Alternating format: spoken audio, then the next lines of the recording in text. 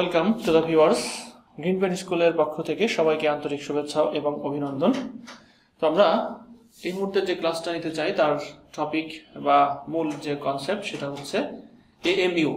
AMU বলতে বোঝায় হচ্ছে অ্যাটমিক ম্যাস ইউনিট।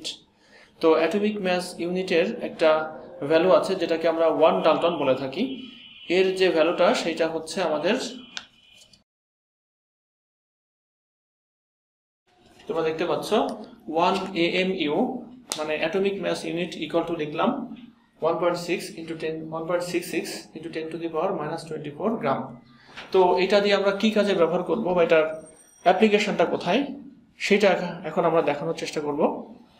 মূলত এই যে টপিক, এই যে AMU, এটা আমরা একটা অণুর ভর বের করার জন্য ব্যবহার করতে পারি, একটা পরমাণুর ভর বের করার জন্য এটাকে ব্যবহার করতে পারি।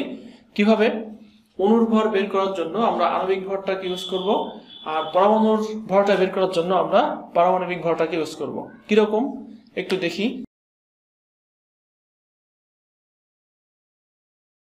বন্ধুরা, তোমরা দেখতে পাচ্ছ AMU রেজাল্ট হচ্ছে 1.66 10 to the power minus 24 এবং 32। জাস্ট অক্সিজেনের একটি অণুর ভর যেহেতু বের করতে চাই তাহলে অবশ্যই তার আণবিক ভরটাকে কাজে লাগাবো এবং AMU এর সঙ্গে এই 32 মাল্টিপল টার্ম গুণ করেই আমরা এর একটা অণুর ভর পেতে পারি।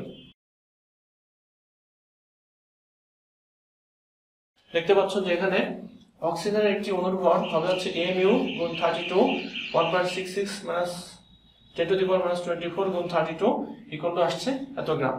একইভাবে যদি আমরা একটা অক্সিজেনের পরমাণুর ভর বের করতে চাই তাহলে কি হবে?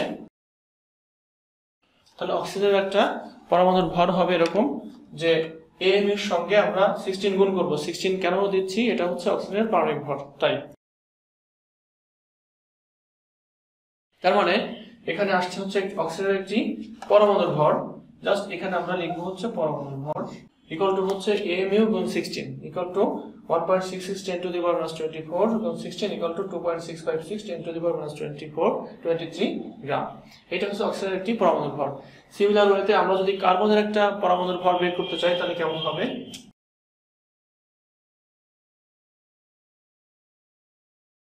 এখানে 12 হচ্ছে কার্বনের পারমাণবিক ভর, সেই হিসাবে এই মাল্টিপল টার্মটা আসে হচ্ছে 1.992 10 to the power। তার মানে কার্বনের একটি পরমাণুর ভরটা আমরা বের করলাম AMU কনসেপ্ট থেকে। জাস্ট পারমাণবিক ভর দিয়ে AMU কে গুণ করলে আমরা একটা পরমাণুর ভর বের হয়ে গেল। তবে এখানে মনে রাখতে হবে অবশ্যই সবাইকে যে কার্বনের একটি পরমাণুর ভর যা হয় অবশ্যই কার্বনের একটি অণুর ভরও তাই হবে।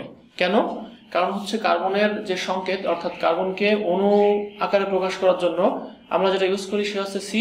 আবার কার্বনকে যদি পরমাণু আকারে প্রকাশ করতে হয় তাহলেও আমরা সি দিয়ে প্রকাশ করি। ফলে বোঝা যাচ্ছে কার্বনের অণুর সংকেত সি, আবার কার্বনের পরমাণুর সংকেতও সি। সুতরাং 12 হবে তার আণবিক ভর, 12 হবে তার পারমাণবিক ভর। সুতরাং একটি কার্বন পরমাণুর ভর যা হবে কার্বনের অণুর ভরও তাই হবে। এবার যদি আমরা খেয়াল করি যে H2SO4 এর ক্ষেত্রে কি হতে পারে।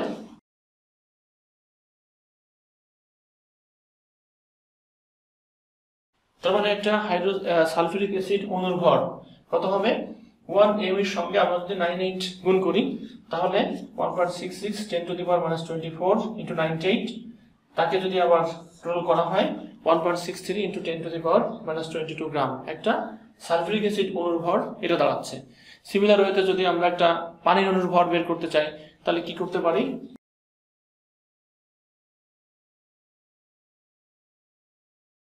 তার মানে পানির একটা অণুর ভরও কিন্তু বের হয়ে গেল একই কনসেপ্ট থেকে, যে AMU গুণ 18 ব্যাসের হবে।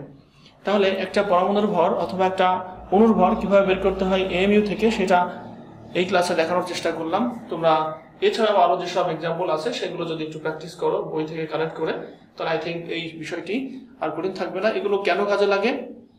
কখনো কখনো MCQতে আমাদের দিয়ে দেয় যে হাইড্রোজেনের একটা অণুর ভর কত হবে, হাইড্রোজেনের একটা পরমাণুর ভর কত হবে, অথবা পানির একটা অণুর ভর কত হবে। এটা ইউনিভার্সিটি অ্যাডমিশন টেস্টেও আসতে পারে, আবার ক্লাসের যেসব MCQ বা বোর্ড পরীক্ষার MCQ সেখানেও আসতে পারে।